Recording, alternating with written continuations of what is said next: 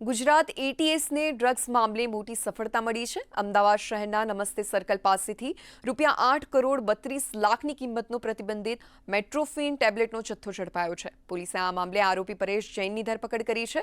તપાસમાં આરોપી મેડિકલ સ્ટોકિસ્ટની આડમાં આંતરરાષ્ટ્રીય ડ્રગ્સ નેટવર્ક ચલાવતો હોવાનું ખુલ્યું છે। ત્યારે આ સમગ્ર મામલે ગુજરાત એટીએસે એનડીપીએસ એક્ટ હેઠળ ગુનો નોંધી આરોપીના રિમાન્ડ મેળવવાની તજવીજ શરૂ કરી છે। તો આ ડ્રગ સિન્ડિકેટના મૂળ સુધી પહોંચવા માટે કડક તપાસના આદેશો અપાયા છે।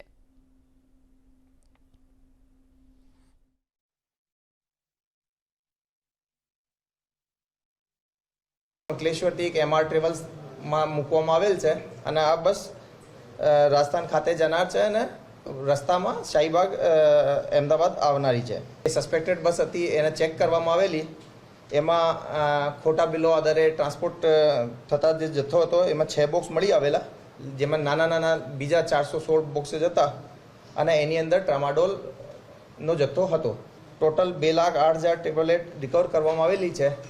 આની ટોટલ જે કિંમત છે 8 કરોડ 32 લાખ રૂપિયા થાય છે।